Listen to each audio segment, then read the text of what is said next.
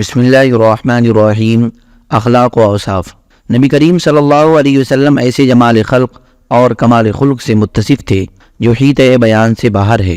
اس جمال و کمال کا اثر یہ تھا کہ دل آپ کی تعظیم اور قدر و منزلت کے جذبات سے خود بخود لبریز ہو جاتے تھے۔ چنانچہ آپ کی حفاظت اور اجلال و تکریم میں لوگوں نے ایسی فداکاری و جانثاری کا ثبوت دیا جس کی نظیر دنیا کی کسی اور شخصیت کے سلسلے میں پیش نہیں کی جا سکتی۔ آپ صلی اللہ علیہ وسلم کے رفقاء اور ہمنشین وارفتگی کی حد تک آپ صلی اللہ علیہ وسلم سے محبت کرتے تھے۔ انہیں گوارا نہ تھا کہ آپ صلی اللہ علیہ وسلم کو خراش تک آ جائے، خواہ اس کے لیے ان کی گردنیں ہی کیوں نہ کاٹ دی جائے۔ اس طرح کی محبت کی وجہ یہی تھی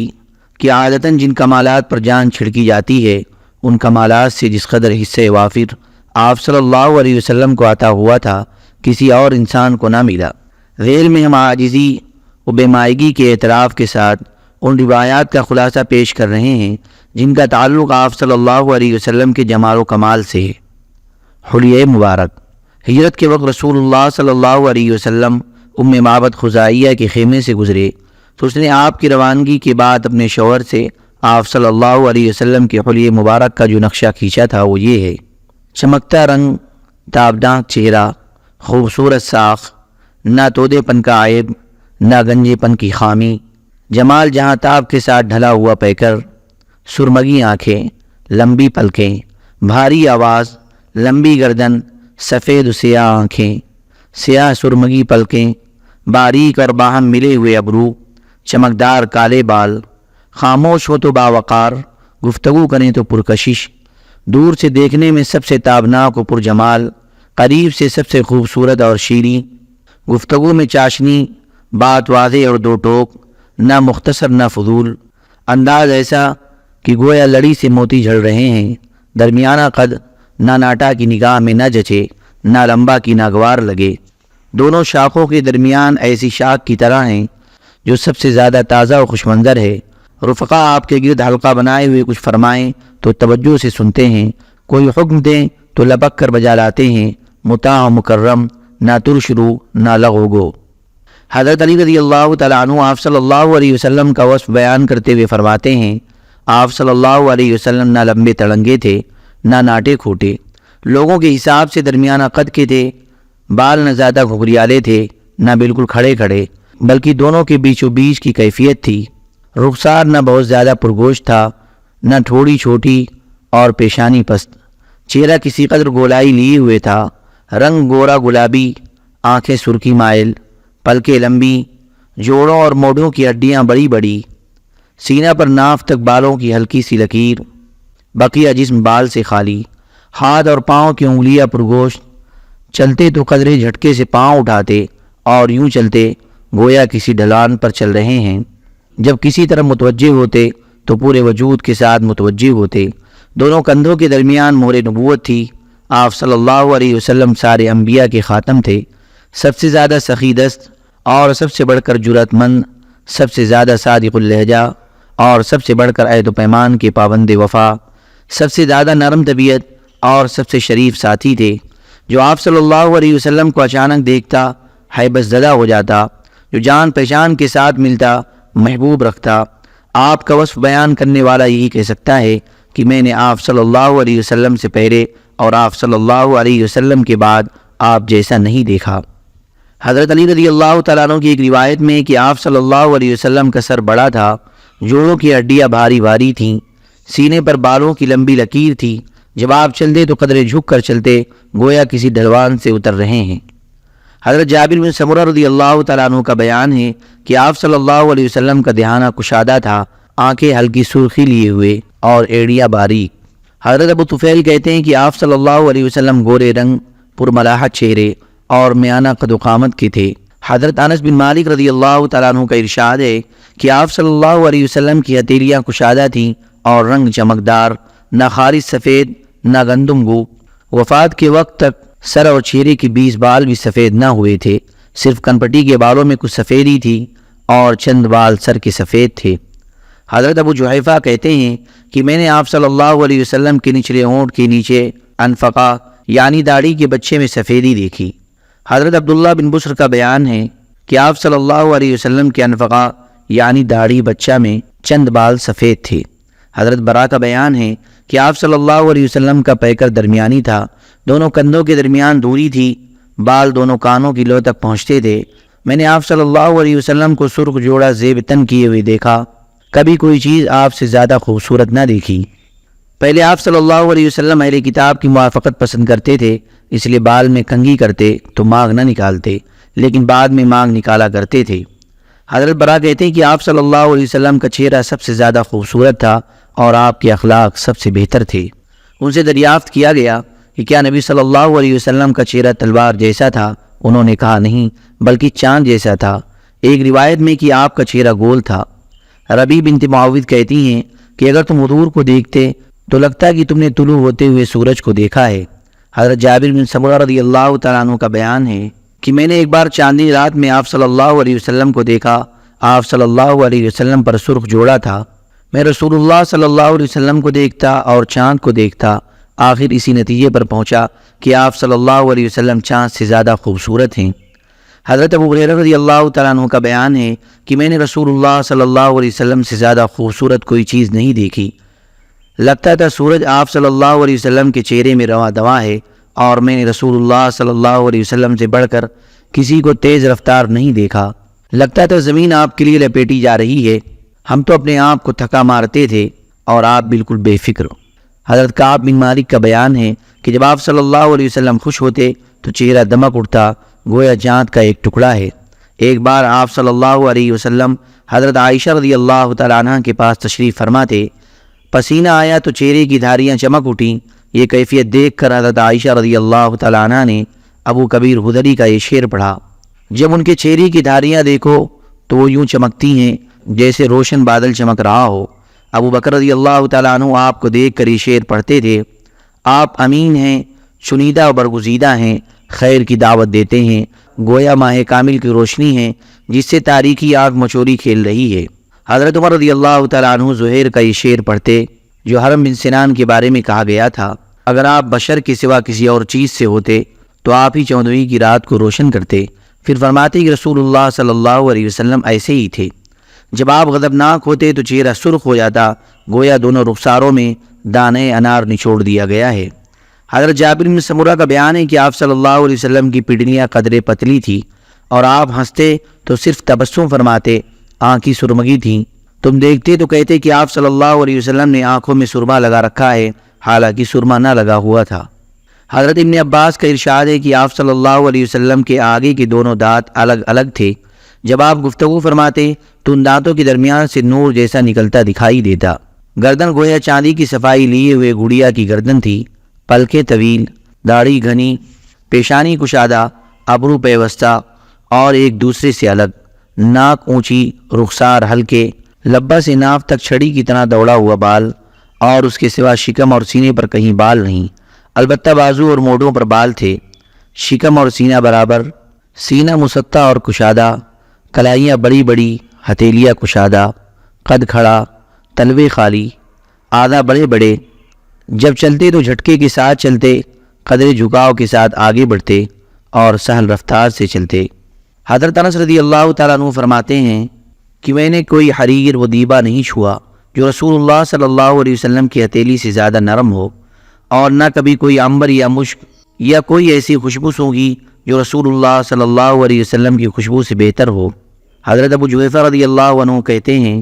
کہ میں نے آپ صلی اللہ علیہ وسلم کا ہاتھ اپنے چہرے پر رکھا تو وہ برف سے زیادہ ٹھنڈا اور مشک سے زیادہ خوشبودار تھا۔ حضرت جابر بن سمرہ جو بچے تھے کہتے ہیں آپ صلی اللہ علیہ وسلم نے میرے رخسار پر ہاتھ پھیرا تو میں نے آپ صلی اللہ علیہ وسلم کے ہاتھ میں ایسی ٹھنڈک اور ایسی خوشبو محسوس کی گویا آپ صلی اللہ علیہ وسلم نے اسے عطار کے عطردان سے نکالا ہے۔ حضرت انس کا بیان ہے کہ آپ صلی اللہ علیہ وسلم کا پسینہ گویا موتی ہوتا تھا، اور حضرت ام سلیم کہتی ہیں یہ پسینہ ہی سب سے عمدہ خوشبو ہوا کرتی تھی۔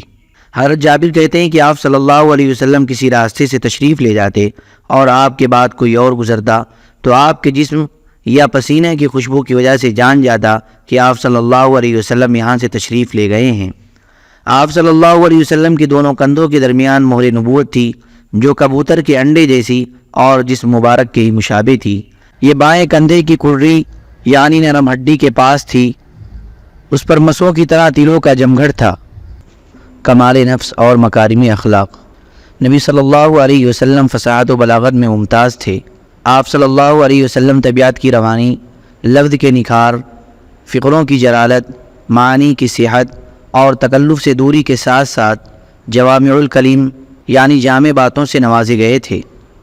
آپ صلی اللہ علیہ وسلم کو نادر حکمتوں اور عرب کی تمام زبانوں کا علم عطا ہوا تھا، چنانچہ آپ صلی اللہ علیہ وسلم ہر قبیلے سے اس کی زبان اور محاوروں میں گفتگو فرماتے تھے۔ آپ میں بدوؤں کا زور بیان اور قوت تخاطب اور شاعریوں کی شستگی الفاظ اور شگفتگی و شائستگی جمع تھی، اور وحی پر مبنی تائید ربانی الگ، بردباری، قوت برداشت، قدرت پا کر درگزر،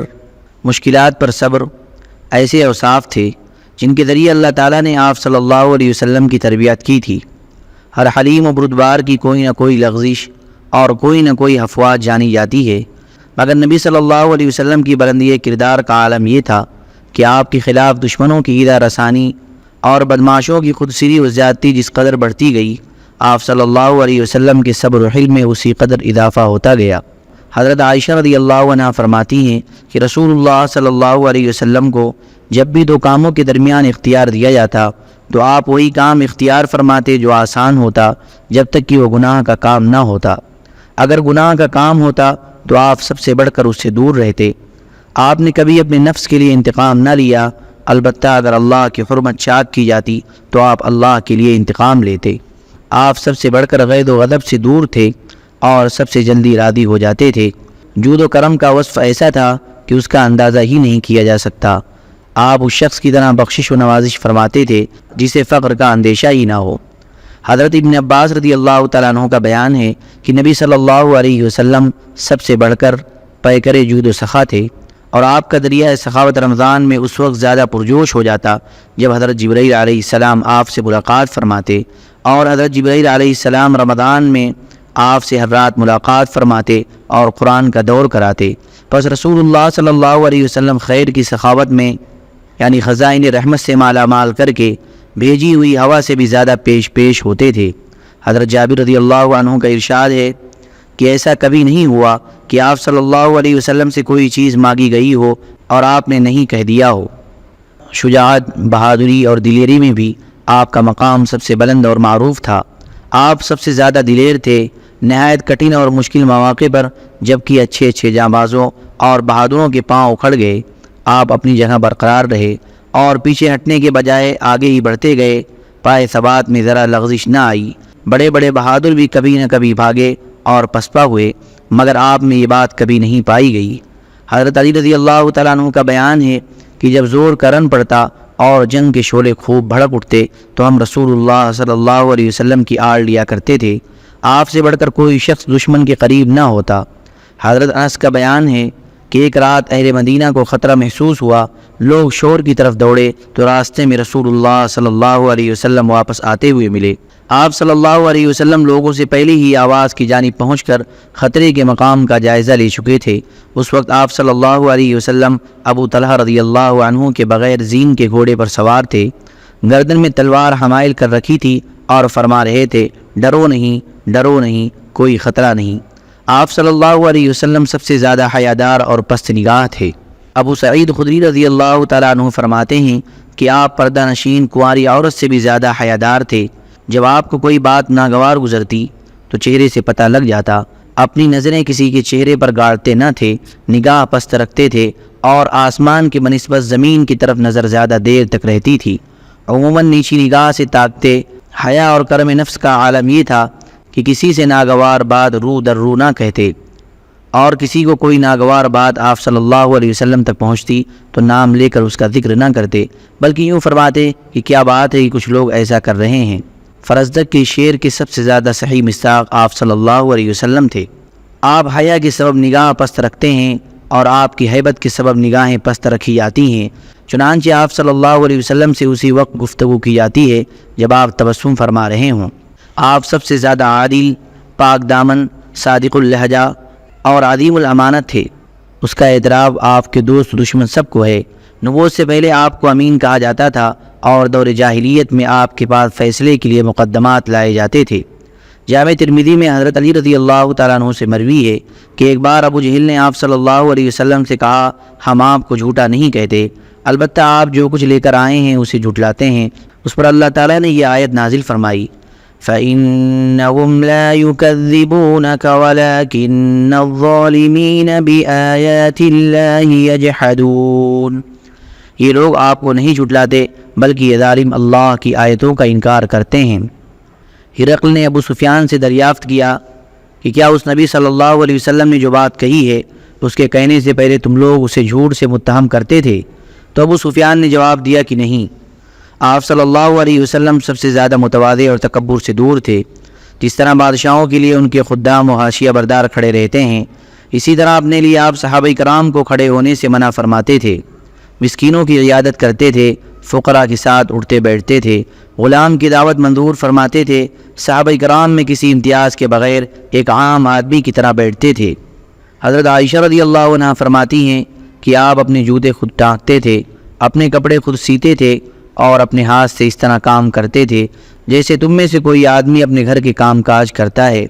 آپ صلی اللہ علیہ وسلم بھی انسانوں میں سے ایک انسان تھے، اپنے کپڑوں سے جوئیں نکالتے تھے، اپنی بکری دھوتے تھے اور اپنا کام خود کرتے تھے۔ آپ سب سے بڑھ کر عہد کی پابندی اور صلہ رحمی فرماتے تھے، لوگوں کے ساتھ سب سے زیادہ شفقت اور رحم و مروت سے پیش آتے تھے، رہائش اور ادب میں سب سے اچھے تھے۔ آپ کا اخلاق سب سے زیادہ کشادہ تھا، بدخلقی سے سب سے زیادہ دور و نفور تھے، نہ عادتاً فحش گو تھے، نہ بتکلف فحش کہتے تھے، نہ لعنت کرتے تھے، نہ بازار میں چیختے چلاتے تھے، نہ برائی کا بدلہ برائی سے دیتے تھے بلکہ معافی اور درگزر سے کام لیتے تھے، کسی کو اپنے پیچھے چلتا ہوا نہ چھوڑتے تھے اور نہ کھانے پینے میں اپنے غلاموں اور نوڈیوں پر ترفع فرماتے تھے، اپنے خادم کا کام خود ہی کر دیتے تھے، کبھی اپنے خادم کو اف نہیں کہا، نہ اس پر کسی کام کے کرنے یا نہ کرنے پر عتاب فرمایا، مسکینوں سے محبت کرتے، ان کے ساتھ اٹھتے بیٹھتے اور ان کے جنازوں میں حاضر ہوتے تھے، کسی فقیر کو اس کے فقر کی وجہ سے حقیر نہیں سمجھتے تھے۔ ایک بار آپ صلی اللہ علیہ وسلم سفر میں تھے، ایک بکری کاٹنے پکانے کا مشورہ ہوا، ایک نے کہا ذبح کرنا میرے ذمے، دوسرے نے کہا کھال اتارنا میرے ذمے، تیسرے نے کہا پکانا میرے ذمے۔ نبی صلی اللہ علیہ وسلم نے فرمایا ایندھن کی لکڑیاں جمع کرنا میرے ذمے۔ صحابہ نے عرض کیا ہم آپ صلی اللہ علیہ وسلم کا کام کر دیں گے۔ آپ نے فرمایا میں جانتا ہوں تم لوگ میرا کام کر دو گے، لیکن میں پسند نہیں کرتا کہ تم پر امتیاز حاصل کروں، کیونکہ اللہ اپنے بندے کی یہ حرکت ناپسند کرتا ہے کہ وہ اپنے آپ کو اپنے رفقا میں ممتاز سمجھے۔ اس کے بعد آپ صلی اللہ علیہ وسلم نے اٹھ کر لکڑیاں جمع فرمائیں۔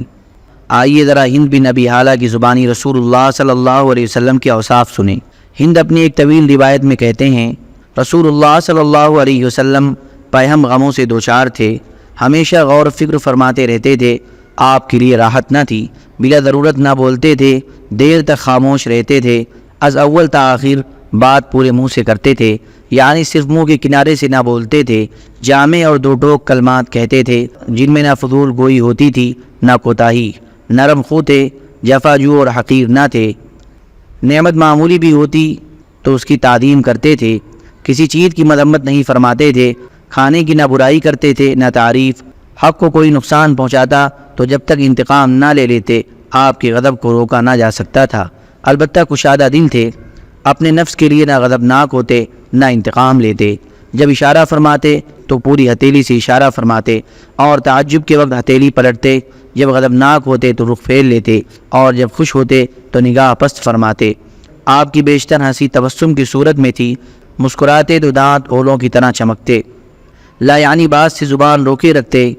ساتھیوں کو جوڑتے تھے توڑتے نہ تھے، ہر قوم کے معزز آدمی کی تکریم فرماتے تھے اور اسی کو ان کا والی بناتے تھے، لوگوں کے شر سے محتاط رہتے اور ان سے بچاؤ اختیار فرماتے تھے، لیکن اس کے لیے کسی سے اپنی خندہ جبینی ختم نہ فرماتے تھے،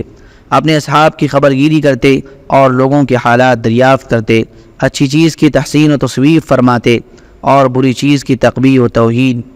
معتدل تھے، افراد و تفریط سے دور تھے، غافل نہ ہوتے تھے کہ مبادہ لوگ بھی غافل یا مرول خاطر ہو جائیں،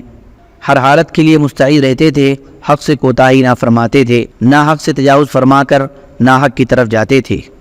جو لوگ آپ صلی اللہ علیہ وسلم کے قریب رہتے تھے وہ سب سے اچھے لوگ تھے، اور ان میں بھی آپ کے نزدیک افضل وہ تھا جو سب سے بڑھ کر خیر خواہ ہو، اور سب سے زیادہ قدر آپ کے نزدیک اس کی تھی جو سب سے اچھا غمگسار و مددگار ہو۔